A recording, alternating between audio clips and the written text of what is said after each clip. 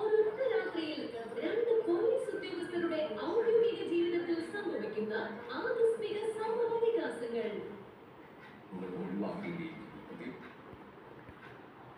Super മാർക്കറ്റിലെ barcode scanning സമാനമായി mobile phone ഉപയോഗിച്ച് പ്രദേശവാസികളെ സ്കാൻ ചെയ്തായിരുന്നു പരിശോധന. ഫോൺ തിരക്കിൽ തൊട്ടാൽ ആളുകളുടെ പൗരത്വം തിരിച്ചറിയാനാകുമെന്ന് പോലീസ് ഉദ്യോഗസ്ഥനായ അജയ് ശർമ്മ അവകാശപ്പെടുന്ന ദൃശ്യങ്ങളാണ് സമൂഹ മാധ്യമങ്ങളിൽ വ്യാപകമായി പ്രചരിക്കുന്നത്.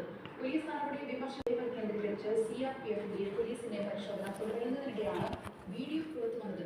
ഡിസംബർ 23 ചിത്രീകരിച്ച വീഡിയോയെ കുറിച്ച് പോലീസ് ഇതുവരെ പ്രതികരിച്ചിട്ടുണ്ട്. രാജസ്ഥാനിലെ എല്ലാ സർക്കാർ സ്കൂളുകളിലും 10 മിനിറ്റ് പത്രവായന നിർബന്ധമാക്കി വിദ്യാഭ്യാസ വകുപ്പ്. ഹയർ സെക്കൻഡറി സ്കൂളുകളിൽ ഇംഗ്ലീഷ്, ഹിന്ദി പത്രങ്ങൾ വരുത്തണം. എല്ലാ ദിവസവും അസംബ്ലിയിൽ വിദ്യാർത്ഥികൾ പത്രങ്ങൾ വായിക്കണം. എഡിറ്റോറിയലുകളിലെ പ്രധാന ദേശീയ, അന്തർദേശീയ വാർത്താ സംഭവ വികാസങ്ങളാണ് വായിക്കേണ്ടത്. ഇത് പൊതുവിജ്ഞാനം, ഭാഷാ വൈദഗ്ധ്യം എന്നിവ മെച്ചപ്പെടുത്തുമെന്നും ഇതാണ് ലക്ഷ്യമെന്ന് സ്കൂൾ വിദ്യാഭ്യാസ വകുപ്പ് സെക്രട്ടറി വ്യക്തമാക്കി. ഉത്തർപ്രദേശിൽ നഴ്സിംഗ് വിദ്യാർത്ഥിനിയെ പീഡിപ്പിച്ച കേസിൽ ഡോക്ടർക്കെതിരെ കേസെടുത്തു. വിവാഹ വാഗ്ദാനം നൽകി ബലാത്സംഗം ചെയ്തെന്നും സ്വകാര്യ ചിത്രങ്ങൾ പ്രചരിപ്പിക്കുമെന്നും